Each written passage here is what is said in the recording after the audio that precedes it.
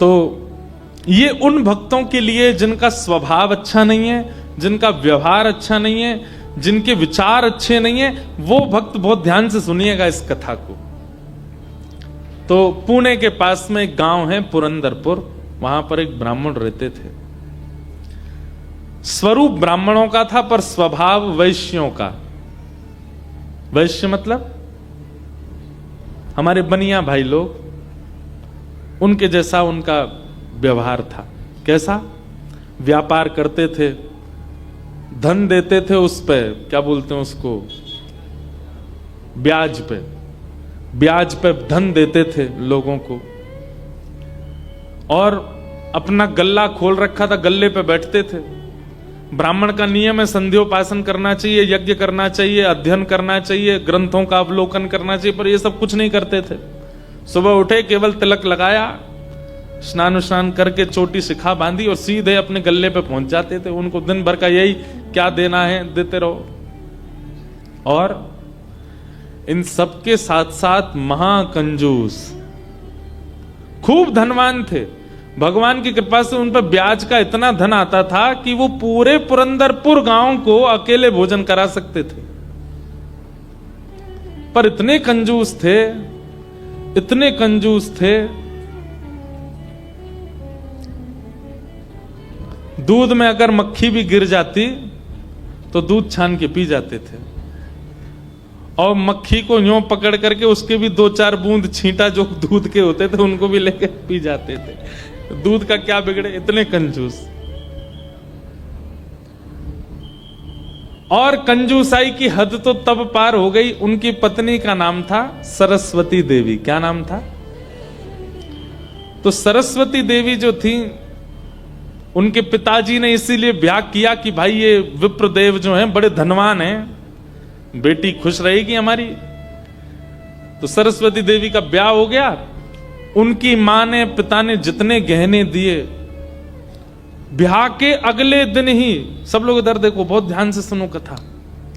ब्याह के अगले दिन ही सवेरे सवेरे ब्राह्मण देवता उठे, देवी सुनो, सबरे गहने उतारो अपने। बोले क्यों? अरे देखो कितनी अच्छी नक्काशी की है इसमें, कितने अच्छे से तुम्हारे कुंडल बने हैं, कितने अच्छे तुम्हारे गले के हार बने हैं, हाथ के तुम्हारे बढ़िया कंगन कड़ूला, रोज पहनोगी तो घिस जाएंगे, उतार दो सबको।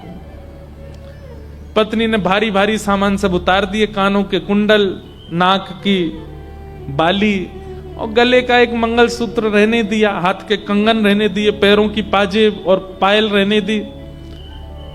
लेकिन पुरंदर ये अपने ब्राह्मण देवता जो थे, इनको वो भी अच्छे नहीं लगते थे। रोज अपनी पत्नी को, क्यों इनको पहन के घूमती है, उनको दे दो, अंदर तिजोरी में रख दूं मैं। पत्नी कहती है तो सौभाग्य है, ये तो पहनने दिया कीजिए। महाराज कहते कहते 6 महीना हो गए, रोज टोकते। अब तो ये स्थिति में आ गए कि पत्नी के हाथ का भोजन नहीं करते थे। वो रोटी बनाती, बोले मुझे नहीं पाना, और अपनी दुकान पर जाके वो दुकान के बालक से कहते अपने घर से बनवा ला। दोनों भावना थी, एक तो नाराज थे पत्नी से कि गहने क्यों नहीं उतार रही है, दूसरा बढ़िया है घर का आटा बचेगा। इतने कंजूस। पत्नी बोली क्या करे, रात में बोली आप कैसे मानेंगे, बोले ये उतार दो जितने पहन रखे हैं। उसने कान के कुंडल भी उतार दिए, हाथ के कड़ूला भी उतार दिए, पाजेब भी उतार दी, गले का मंगलसूत्र भी उतार दिया। सब बिल्कुल कोरी हो गई बेचारी। केवल नाक की एक नथ रहने दी उसने। बोले एक तो रहने दीजिए, कम से कम इससे पता तो चले कि मैं सौभाग्यवती हूं। भाई सारे गहने उतार देना मां के लिए अशुभ होता है। पतली सी एक नाक में वो नथ भी नहीं थी, छोटी सी एक कील जैसी थी। उसके लिए भी बोले कि रात में तो उतारी दिया करो इसको भी। इतने कंजूस। सब उतार दिया। पत्नी बेचारी साड़ी में और केवल एक नथ लगा करके, मांग में सिंदूर भर के, बिंदी लगा के वैसे घूमती थी। शादी ब्याहों में जबरदस्ती नहीं जाते थे। एक दिन पहले अपने आप को बुखार में हूं ऐसा बोल देते थे, क्योंकि गहने निकाल के देने पड़ेंगे, पहन के जाएगी। इतने कंजूस। कभी कभी जो व्यक्ति अति में संसारी होता है ना, ठाकुर जी को उस पे भी बड़े मजे आते हैं देखने में। ठाकुर जी कहते हैं, मतलब एक बात हमारी सुनना बहुत ध्यान से, इधर देखना सब लोग। कई लोग ऐसे होते हैं और आजकल ज्यादातर ऐसे होते हैं कि भक्ति में भी हैं और संसार में भी हैं। अभी उनको पता चला कि कोल्हापुर में कथा चल रही, तो कथा में भी आ रहे हैं, और 4 दिन बाद का उनका रिजर्वेशन भी है कि कब हमको क्लब जाना है, कब पार्टी करनी है, कब उल्टा सीधा खाना है, वो भी उनका फिक्स है। हमारी बात बहुत कान खोल के सुन लीजिएगा, ऐसों का उद्धार कभी नहीं हो सकता जो ना इधर के हैं ना उधर के। हम अपनी कथा में स्पष्ट कहते हैं, एक ठौर पकड़ो, या तो ठाकुर जी को ही पकड़िए, और संसार में अगर जाना बहुत रुचिकर लगता है तो उसी को ही पकड़िए, ये बीच में मत घूमा कीजिए। कथा हुई तो यहां आ गए, और कभी कुछ उल्टे सीधे काम हुए तो वहां भी चले गए। अब पी भी लेते हैं, खा भी लेते हैं, कथा भी तो सुनते हैं। ऐसों का तो कभी उद्धार नहीं हो सकता। इसलिए एक ठौर पकड़ो, या तो वहीं के ही रहो, पूरे खाओ पियो आनंद करो, या फिर कथा के ही रहो। वैष्णव हो जाने का कम से कम इतना तो आप पालन कर सकते हैं कि जहां भगवत चर्चा नहीं है, जहां भगवदीय लोग नहीं है, जहां पर ऐसी व्यवस्था नहीं है, वहां से थोड़ा परहेज करो, वहां नहीं जाना है। आपको क्या पता कौन सी व्यवस्था, कौन सा भाव आपके चित्त को परिवर्तित कर दे। तो इसलिए हमारी प्रार्थना है, ये बीच के मत रहिए, इधर उधर घूमते रहते हैं, एक तरफ जाइए, एक तरफ पकड़िए। संसार अच्छा लगता है तो पूरे पूरे जाओ वहीं पे।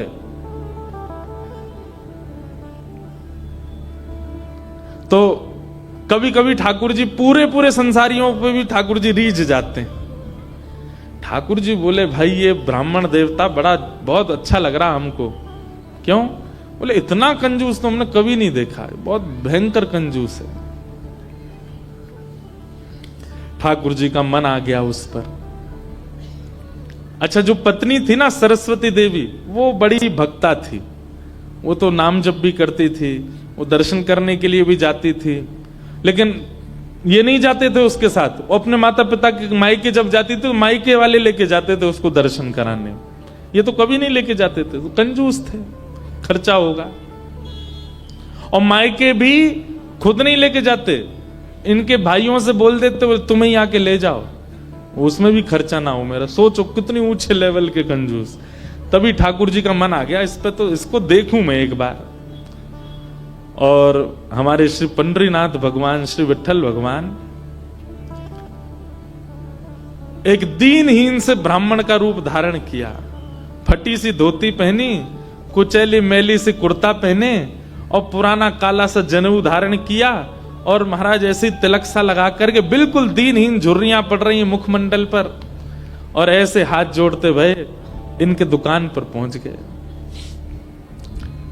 रूप रंग देख करके ही पहले तो ब्राह्मण देवता समझ गए, बोले अरे ये और आ गया, ये कुछ देना वेना तो है नहीं, मांगेगा।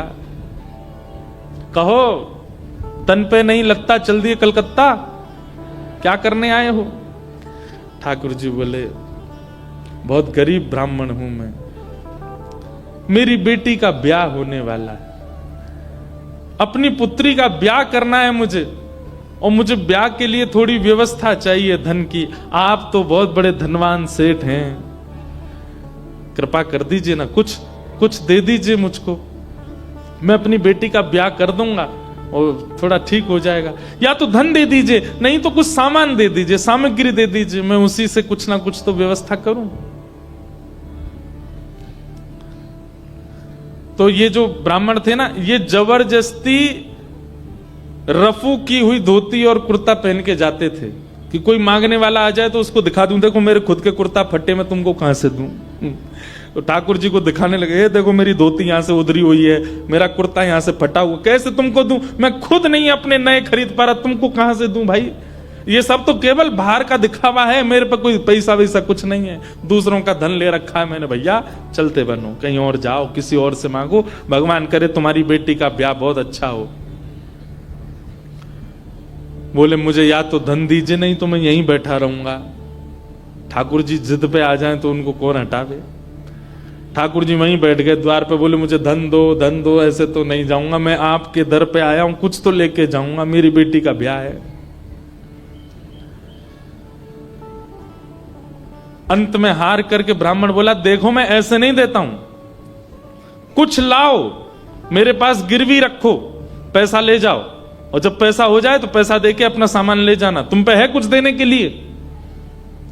ठाकुर जी बोले, मुझ पे तो कुछ भी नहीं है, मुझसे कुछ काम करा लीजिए दुकान में, मैं ये कर दूंगा, आपकी साफ सफाई कर दूंगा, इतना कर सकता हूं, उसके बदले कुछ दे। बोले उसकी जरूरत नहीं है, सब है नौकर चाकर मेरे पास, मैं तुम्हें बस इतना कह सकता हूं, कोई मूल्यवान सामग्री दो, पैसा ले जाओ, और जब पैसा हो जाए तो पैसा वापस दे के सामग्री ले जाना। मतलब इतना भी दान नहीं कर सकता मैं।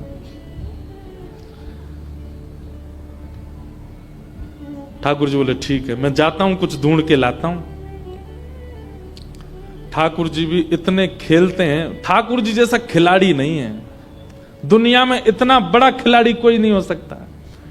ठाकुर जी गए उस ब्राह्मण देवता के घर, और घर जाकर के द्वार पे खड़े होकर रोने लगे। इतना रोए, भीतर से सरस्वती देवी निकल के आई। अरे अरे अरे अरे ब्राह्मण देवता, आप इतना रो क्यों रहे हैं, क्या बात है? छोटी सी मेरी लाली बड़ी हो गई है, उसका ब्याह के लिए मैं बहुत दिन से वर ढूंढ रहा था, बड़ी मुश्किल से एक लड़का मिला है, अपनी बेटी का ब्याह करना है। बहुत जगह ठोकरें खा के मांगा मैंने, मुझे किसी ने सहायता नहीं दी, अंत में तुम्हारे द्वार आया हूं, यहां भी नहीं मिला, बेटी को क्या मुंह दिखाऊंगा, यहीं प्राण त्याग दूंगा, जहर मेरी जेब में ही रखा है। सरस्वती देवी तो बेचारी बड़ी भावुक, भक्त का इस स्वभाव है कि वो दूसरे की पीड़ा देख ही नहीं पाएगा, तब समझो वो भक्त है। जो दूसरे की पीड़ा देख ले और देख करके भी बिल्कुल उसका मन घबराए ना, मन बिल्कुल नेत्र सजल ना हो, समझना उसमें भक्ति भाव उचित है नहीं। सरस्वती देवी तो रोने लगी, आंखें लाल पड़ गई। बोले, भगवान मेरा मन, अगर मुझ में सामर्थ्य होती मैं पूरा घर आपको दे देती, पर मैं क्या करूं? मेरे पतिदेव इतना प्रतिबंध लगा के रखते हैं कि मैं स्वयं ऐसे रहती हूं, मैं आपको क्या दूं? ठाकुर जी तो इतने ही पछाड़ खा के गिर पड़े। अरे हाय राम, अब तो मैं जहर खाना ही पड़ेगा, निकालू कहां है? सरस्वती देवी, रुकी रुकी रुकी, ऐसा मत कीजिए भगवान, चरण पकड़ूं आपके, मेरे पास एक ही वस्तु है। और तुरंत अपनी नाक की जो कील थी वो निकाली, और निकाल करके बोले, ये ले जाइए, इससे थोड़ा बहुत धन आपको मिल जाएगा, स्वर्ण की है, आप अपनी बेटी का ब्याह तो नहीं कर पाएंगे पर कुछ व्यवस्था तो हो जाएगी आपकी।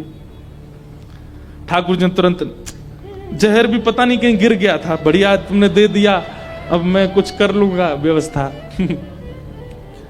ठाकुर जी वो कील उसकी नाक की ले ली और सीधे गए उस ब्राह्मण की दुकान पर। देखो कितने उद्यमी हैं ठाकुर जी, और उसके दुकान पर जाके सीधा ले, और इसके बदले अब ला पैसा दे मुझको, तू कह रहा था ना कुछ सामान दो, उसके बदले पैसा मिलेगा, ये ले सोने की कील नाक की, धर ले अपने पास, ला पैसा दे। ब्राह्मण देवता ने जैसी कील देखी, ये आपको कहां से मिली? बोले, उससे तुझको क्या, तू पैसा दे। मुझे कहां से मिली इससे तेरे को मतलब नहीं होना है, तू पैसा दे मेरे को, मेरी बेटी का ब्याह है, और अब मैं तेरे से भीख नहीं मांग रहा हूं, चीज रख के गिरवी तब ले रहा हूं, ला दे। बेचारा फंस गया, वो क्या करे, वो 3-4 बार सोचे, बोले मिली कहां से? बोले तू मत सोच, मुझे पैसा दे। कील उसने तिजोरी में अंदर रखी, ताला लगाया, और उसका जो धन होता था वो धन ठाकुर जी को दिया। ठाकुर जी ने जेब में धरी, निकल गए वहां से। ब्राह्मण ने अपनी भुजा ऊपर करी, बोले इसको बताता हूं, ये बहुत दानवीर बनती है अपने मन में, मैंने इसको बोला था एक कील पहने, वो तो बहुत अच्छी कृपा मुझ पर ठाकुर जी की, जो मैंने इसके सारे गहने उतरवा दिए, नहीं तो सब दान कर देती, एक कील छोड़ी वो भी दान कर दी किसी को।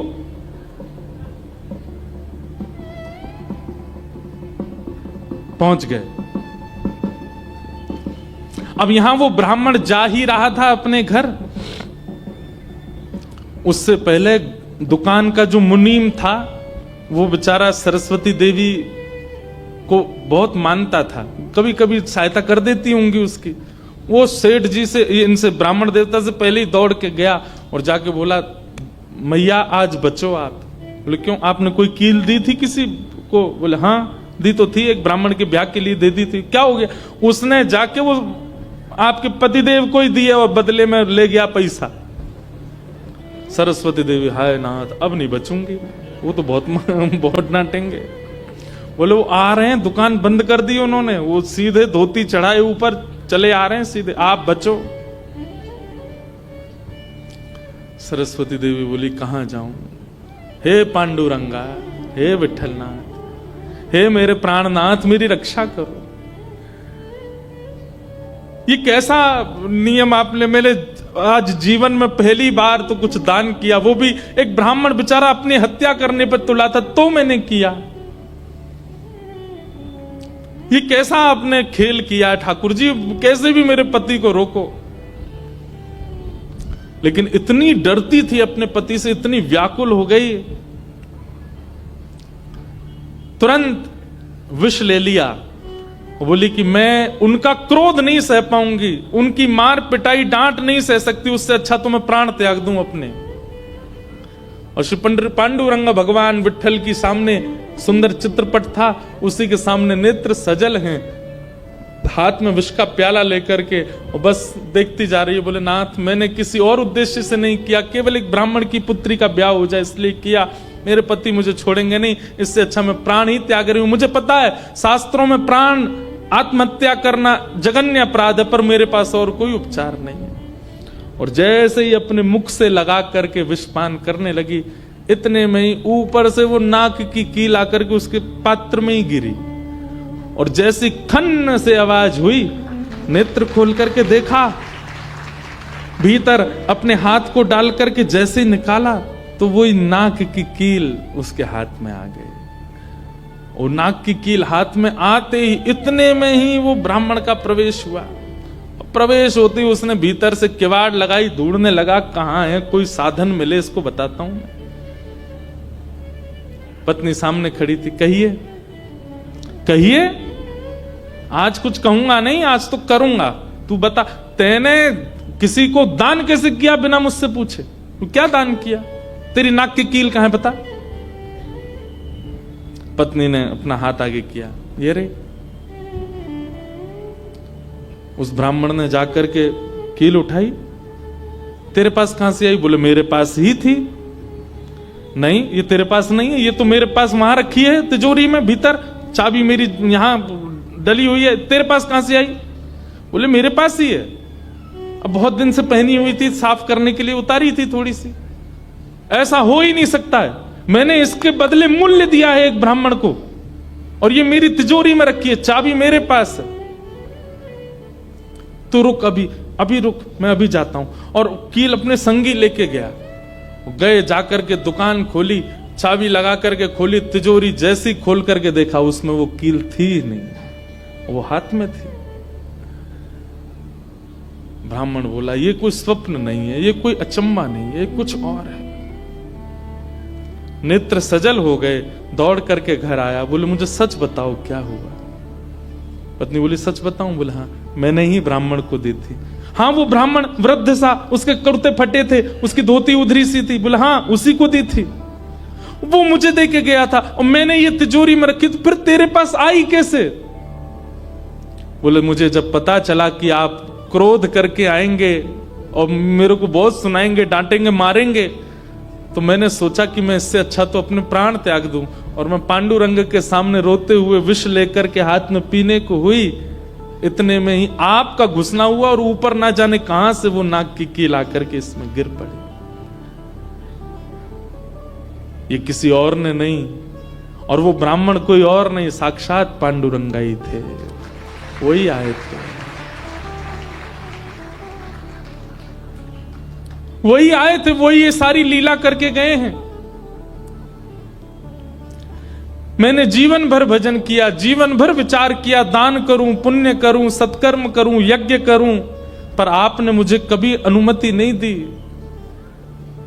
अरे दुनिया के लोग कमाते हैं और दान करते हैं, पर हम कितने भाग्यशाली हैं कि स्वयं पांडुरंगा आए और आकर के हमारे कमाए गए धन को स्वयं लेकर के दान करवा के गए, ब्राह्मण बन के स्वयं अपने हाथ में लेकर के गए। ये आप पर और मुझ पर कृपा है। उसी समय ब्राह्मण ने मन में सोचा, मैंने जीवन में एक कार्य भी अच्छा नहीं किया, मैंने जीवन में एक कृत्य भी ऐसा नहीं किया जिससे ठाकुर जी मुझसे प्रसन्न हो, लेकिन मैं इतना अधम, इतना पापी, इतना दुष्ट, इतना अयोग्य, फिर भी मुझे ठाकुर जी ने इस योग्य समझा। और योग्य क्या समझा, मेरी दुकान पर आकर के ठाकुर जी याचना कर रहे थे कि मैं कुछ दे दूं। मैं कितना बड़ा दुर्भाग्यशाली कि ठाकुर जी मेरे द्वार पर आए और मैंने कुछ नहीं दिया उनको, उनसे हट किया, उनसे कहा कि कुछ लेके आओ तभी तुमको दूंगा। मेरी वजह से ठाकुर जी को श्रम सहना पड़ा। कितने कृपालु हैं बंधुओं ठाकुर जी, आपके अवगुण नहीं देखते। मैं एक बात कथा में कहा करता हूं कि मानव में और परमात्मा में अंतर क्या है। मानव वो जो सब अत्यंत गुणवान में भी अवगुण देखता है, और ठाकुर जी कौन, जो अत्यंत अवगुणी में भी एक गुण देख लेते हैं, इसमें ये गुण है। हम आप कैसे हैं, हमारे सामने 100 प्रशंसा कर दी जाए एक व्यक्ति की, और वो व्यक्ति हमारे सामने आ जाए तो हम उससे 5 मिनट मिलने के बाद जब वापस जाएंगे तो वो कहेगा, बताओ कैसा था, अच्छा था ना लड़का, मैंने उसके बारे में तुमको बताया था, अच्छा ठीक था, लेकिन उसमें भी ये कमी थी। हम कमी बहुत जल्दी ढूंढ लेते हैं। और ठाकुर जी अत्यंत अयोग्य, अत्यंत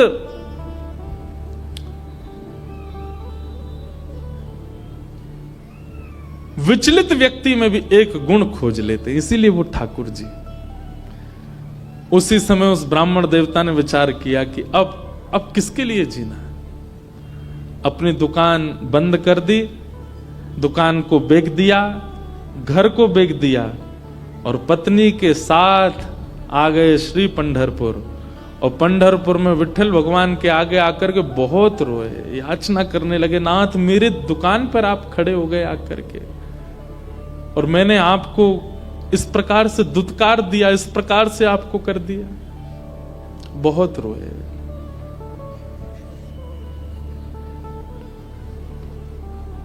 आहा,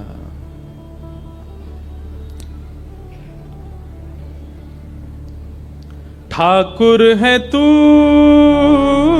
मैं तेरा पुजारी, ठाकुर है तू मैं तेरा पुजारी। सब लोग पुकारो, ठाकुर है तू मैं तेरा पुजारी, ठाकुर है तू मैं तेरा पुजारी। तेरा खेल हूँ मैं, तू मेरा खिलाड़ी।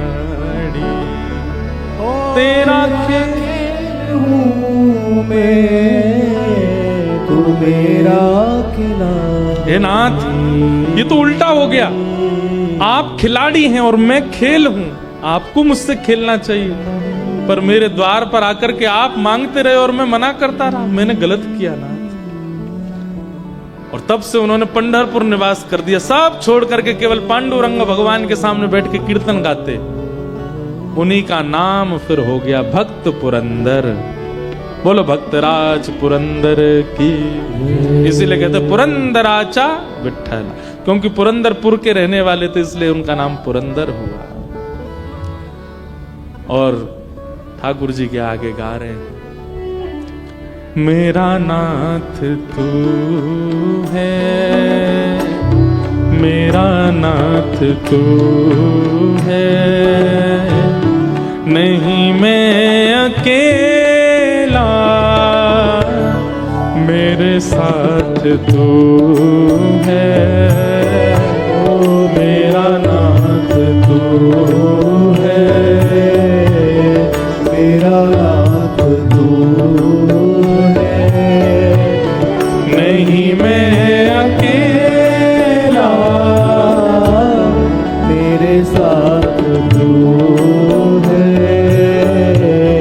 मेरा नाथ तू है, मेरा नाथ तू है, नहीं मैं अकेला, मेरे साथ तू है, मेरा नाथ तू है, मेरा नाथ तू है, नहीं मैं अकेला, मेरे साथ तू है, मेरा नाथ तू। श्री राधा रमण लाल की हो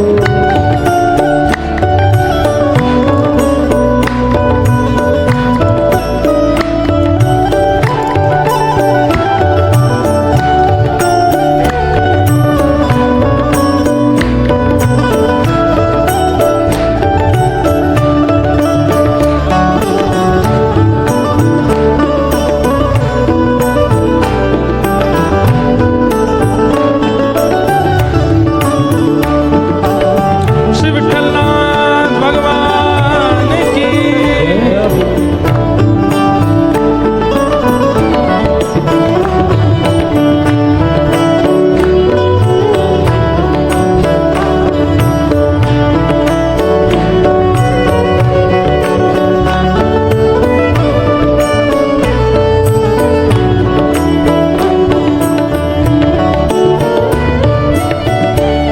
चला जा रहा हूँ मैं राह पे तुम्हारे,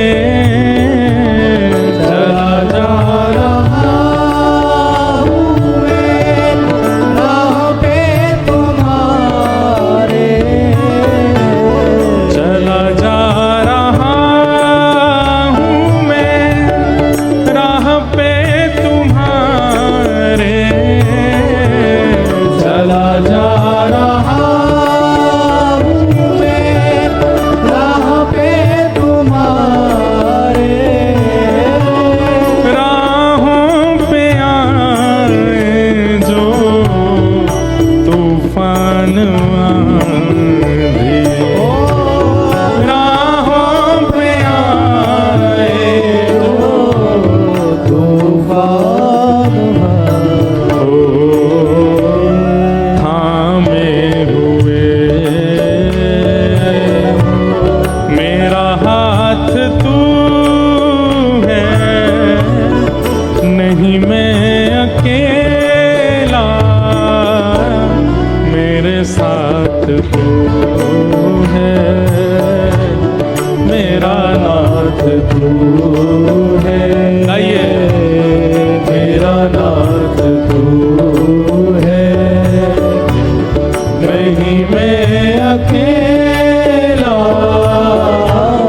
मेरे साथ तू है, मेरा नाथ तू है। ओ जय जय राधा रमण प्यारो राधा रमण, जय राधा रमण प्यारा राधा रमण। नामदेव जी महाराज कहते हैं एक अभंग में कि अगर कीर्तन हो रहा हो ठाकुर जी की कथा में और अगर कोई व्यक्ति ताली ना बजावे और गाए ना, तो इसका दंड क्या मिलता है? बोले अगले जन्म में ना तो उसको जीभ मिलती है ना हाथ मिलते हैं। इसलिए ये कीर्तन में अगले 4 दिन हम टोकेंगे नहीं आपको, अगले 4 दिन हम बोलेंगे नहीं, हमारे बिना बोले करिएगा। और आपकी जिम्मेवारी है, जो ताली ना बजावे और जो ना गावे उसको बोलना भाई अगले साल, सॉरी अगले जन्म में ऐसे ही बोलना पड़ेगा आपको।